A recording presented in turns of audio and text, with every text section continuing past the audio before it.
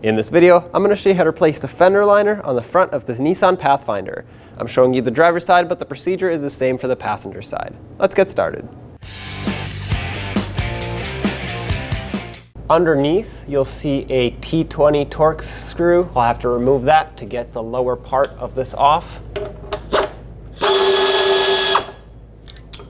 Get that out of there. You'll see both the splash shield and the fender liner loose.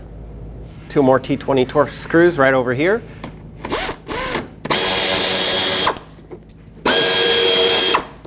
And with these off, you can take the splash shield right off. Since we're here, let's take this one and this one off. They're two T20 screws.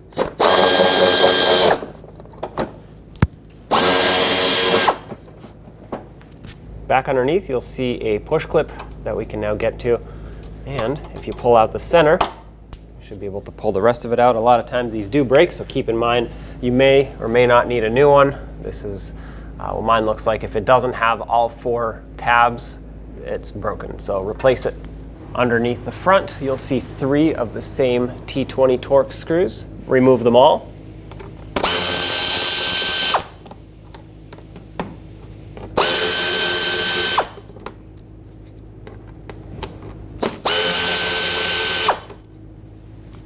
Now we're left with one push clip, which is this one right here. Take your trim tool, pop out the center, remove this, and that should release the front part of the fender liner. Now further up across the bumper here, you'll have another three T20 screws. Take all of these out as well.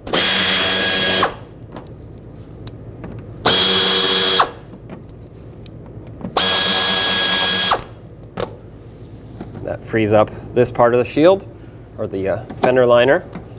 You can see you can pop it out of the bumper now. There we go. At this point, there are a bunch of push clips that we need to remove, so take a trim tool. I'll start at the top here. You're going to want to pop the center out, and then the rest of it. Keep in mind a lot of these may break, and you'll have to end up replacing them. If they look like this, they are broken, replace them. They're missing all the tabs that actually lock it in, so this one's trash at this point.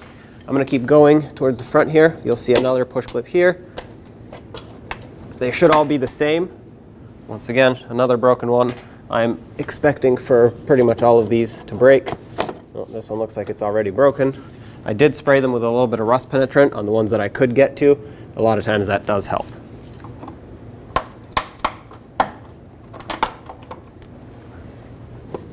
There are two more towards the inner part here, down below on the front.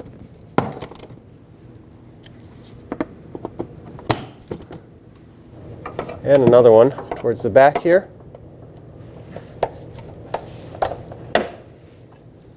Another push clip right at the top here. There we go. One last one towards the back here. There we go. Now you can grab onto this fender liner, pull it down. It'll have to basically unclip itself from everywhere. It's not secured in anymore, but it's obviously molded to the shape here, and it has these clips at the top that have to pop out. They kind of grab onto the fender. You can pry these down like that. There we go. And there it is. Now let's get the fender liner back in, put it over the wheel, and at this point I want to line up these two clips here that attach to the fender. It'll be the easiest thing to line up, and these actually clip in, so it will hold it in place for you until you get all the push clips in, which is why I want to start with those. They do have holes that they clip onto in the or on the fender. What I'm going to do first though is make sure that I position the rest of it properly. So here you'll see that it has this piece and then a little cutout. The cutout here is where it switches from going over the fender to behind the fender. And then I'm going to follow that curvature and clip it in at the top, making sure it stays above the fender. There we go. And I'll do the same thing up here. Clip this in. Now it'll stay. I can tuck it in wherever it needs to be. These tabs here, they'll go behind the fender. it's pretty much in position now. Oops, it just fell out. The screw holes have to go on top, but these tabs behind. That's the tricky part here. Once you get it mostly in position, you should be able to start putting in all the fasteners. I like to start with push clips just because it doesn't tighten this down completely. You can still move it just a little bit, which is what you need to line up the screws. Let's get some of the push clips in. I'm just going to start at the top here. Press them in. Of course, like I said, they often break, so if you have new ones, it's a good idea to replace them now. It doesn't matter where you go next. I just follow whichever one lines up next. So I'm going to go over here. There's going to be another one underneath here.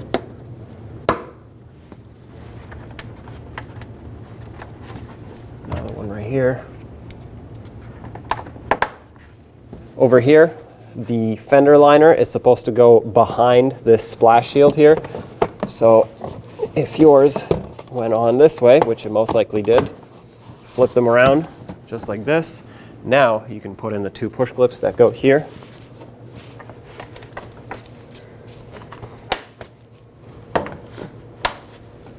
Another one up top in the center.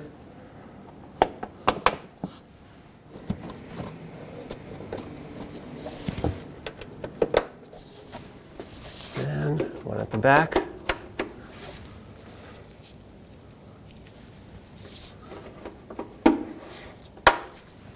Since we're back here, one underneath.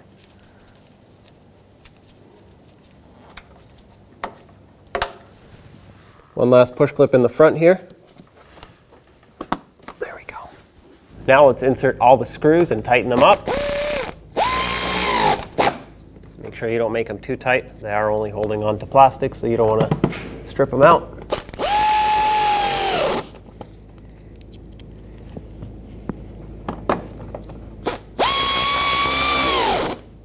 Okay, 3 up in the front here on the bumper cover.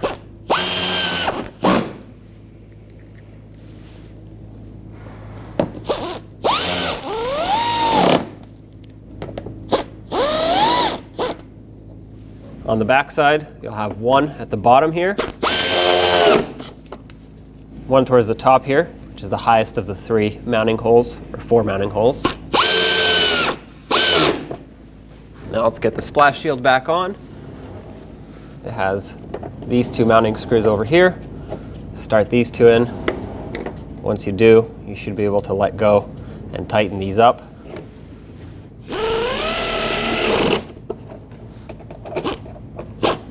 Try to line it up so it sits properly on the fender here. Underneath, the last screw. Tighten it up. And there you go. When only the best will do, demand TRQ. The only company that lets you view before you do. TRQ is committed to offering the highest quality aftermarket auto parts that are engineered for peace of mind. Thanks for using and viewing with TRQ.